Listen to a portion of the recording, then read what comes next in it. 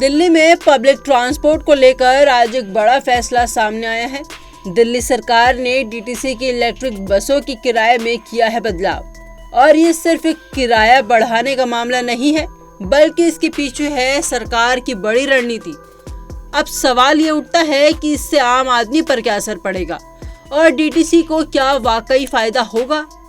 आपको बता दें कि दिल्ली सरकार की इस योजना के केंद्र में है परिवहन मंत्री डॉक्टर पंकज कुमार सिंह। उनकी अध्यक्षता में हुई डीटीसी बोर्ड की बैठक में इलेक्ट्रिक बसों के नए रेट्स को मंजूरी दे दी गई है।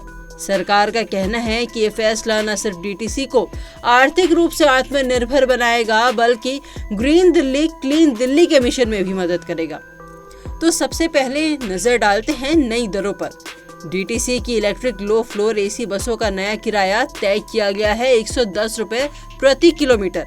इसके साथ ही कम से कम 70 किलोमीटर की दूरी पर चलने वाली हर बस के लिए 7700 रुपए का न्यूनतम दैनिक किराया लागू होगा।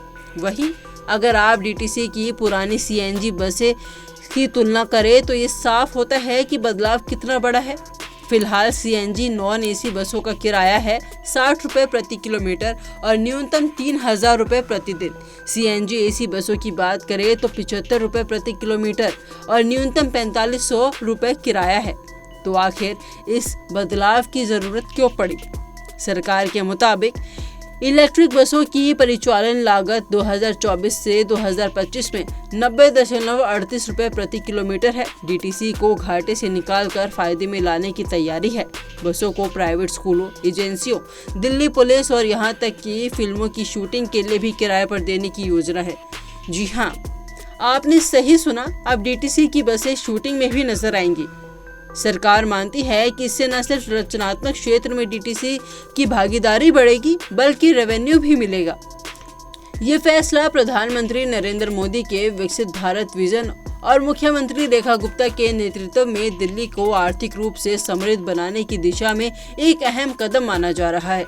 सरकार चाहती है कि इस साल के अंत तक सीएनजी बसों को चरणबद्ध तरीके से हटाकर पूरी तरह इलेक्ट्रिक बसों को शामिल कर लिया जाए।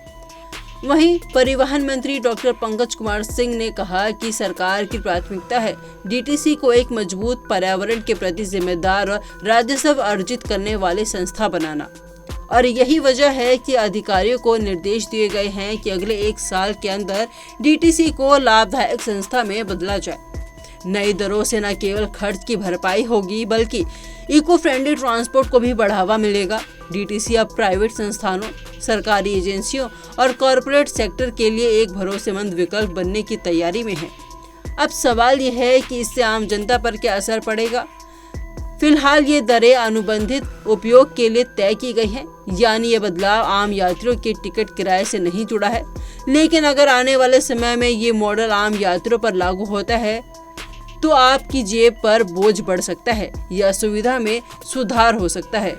तो कुल मिलाकर सरकार का ये फैसला एक तरफ जहां डीटीसी को आत्मनिर्भर बनाने की दिशा में बड़ा कदम है, वहीं ये दिल्ली की सड़कों को प्रदूषण मुक्त बनाने की कोशिश भी है। अब देखना ये होगा कि ये योजना जमीन पर कितनी जल्दी और प्रभावी तरीके से लागू हो पाती है। आपकी क्या राय है इस फैसले पर? हमें कमेंट बॉक्स में जरूर बताएं और जुड़े रहिए punjabkesari.com के साथ।